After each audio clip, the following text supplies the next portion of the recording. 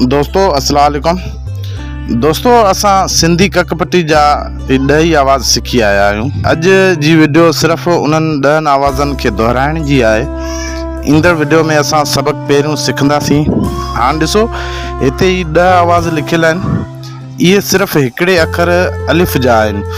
अहिड़ी तरह असां अलिफ़ खां ये ताईं 52 अखरनि जा 520 आवाज़ चङी तरह सिखी आया आहियूं ऐं उन्हनि सां कुझु लफ़्ज़ पिणु ठाहिण सिखी आया आहियूं। वधीक आउं प्राइमरी उस्ताद साहिबान खे इहो पिणु ॿुधाईंदो हलां त ॿाराणे किताब जा पहिरियां 10 सबक़ इन ई तरतीब सां ॾिना विया आहिनि। जीअं पहिरियों सबक़ इन ज़बर जो आहे, ॿियो सबक़ मद जो, टियों सबक़ ज़ेर जो, चौथों सबक़ ये मारूफ़ जो, पंजों सबक़ पेश जो, छहों सबक़ वाव मारूफ़ जो, सतों सबक़ ये मजूल जो, 8हों सबक़ ये लीन जो, 9हों सबक़ वाव मजूल जो ऐं 10हों सबक़ वाव लीन जो आहे जेको असां कल आवाज़ पढ़ी आया आहियूं। अहिड़ी तरह सां पहिरियां 10 सबक़ इन आवाज़नि जी तरतीब सां ॾिनल आहिनि ऐं उस्तादनि खे घुरिजे त जीअं उहे सबक़ शुरू कनि त उन सबक़ जे आवाज़ खे दोहराए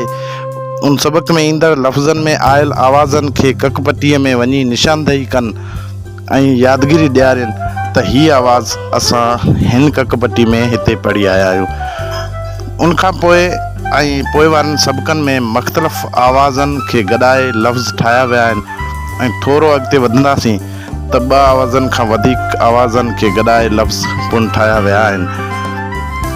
तंहिं करे मुंहिंजो सभिनी प्राइमरी उस्ताद साहिबान खे गुज़ारिश आहे त इहे ॿारनि खे सिर्फ़ु ॿाराणो किताब अहिड़ीअ तरह आवाज़नि जी निशानदेही कराए पढ़ाइनि त जीअं ॿार सिंधी पढ़ण जे लाइक़ु थी वञनि।